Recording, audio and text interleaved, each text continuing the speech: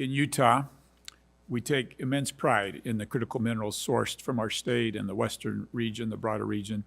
These minerals not only bolster our national security, but also drive medical advancements, a fact well recognized in Utah. The process for identifying critical minerals mandates the USGS to collaborate with various government organizations. However, glaringly, the Department of Health and Human Services, HHS, was omitted from this consultation despite the indispensable role critical minerals play in healthcare.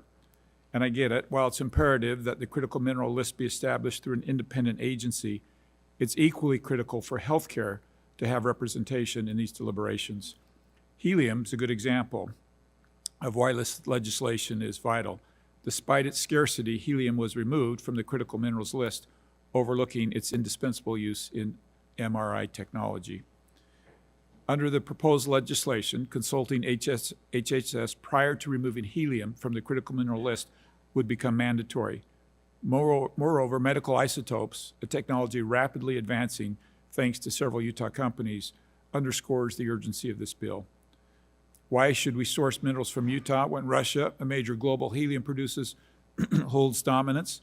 The opportunity to extract and develop these isotopes domestically is paramount, given their critical role in a myriad of medical applications, from cancer treatments to diagnosing heart defects. Moving forward, it's imperative to pave the way for these medical advancements to flourish within the United States rather than relying on external sources from our enemies, like Russia.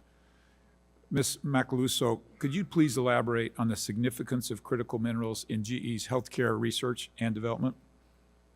Yes, thank you so much, Congressman Curtis. First, let me thank you for your work on healthcare policy. Prioritizing healthcare is important to Utah and to the country, so we thank you for your dedication to patients. So with respect to research and development in medical technology, it's hugely important because it benefits patients and healthcare providers, all of us around the world. And while performing R&D for products, we explore the use of minerals, elements, materials, and substances so we can optimize product quality, performance, sustainability, security of supply, cost, and patient experience. So a practical example is the next generation of IPM magnets we recently deployed across our MR portfolio that uses 70% less helium. So R&D on these critical minerals is hugely important. Excellent. What implications would arise if GE and the other leading healthcare companies were able and given the opportunity to participate in these discussions before these decisions are made? Great. Thank you again for the question. If manufacturers were not able to source these critical minerals, elements, substances, and materials, there could be serious impacts to patient care. And I'll use helium as an example because it came up so many times today. MRs use helium to lower the temperature in the systems because it allows the wires and the magnets then to have superconductive properties. And then that enables a magnetic field which actually allows you to generate the image. If we think about GE Healthcare alone, there are 70 million MRI exams performed annually, which assists doctors in early detection, accurate diagnosis, creation of treatment plans, and then monitoring those treatment plans. So just consider what would happen if we didn't have access to having the helium. It would impact healthcare and impact patients around the world.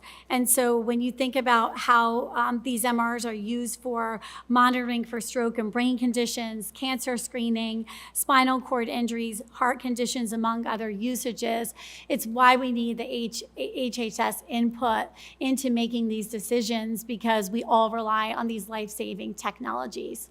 Thank you. And we're just a few seconds left. Medical isotopes. Yes. A lot of people haven't heard of those. Why are they so transformative in what's out there in the future for us with medical isotopes?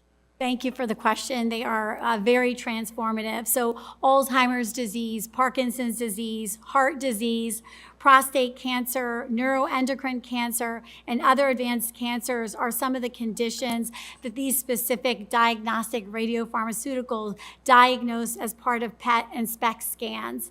So these imaging techniques can actually seek out the target of interest and allow us to then image it so that the appropriate therapeutics can be directed to it. So we strongly believe in the value of these tools for patients and providers. Thank you so much. I'm sorry I'm out of time, but I think everybody can see why HHS should be included in these deliberations. Thank you. Thank you.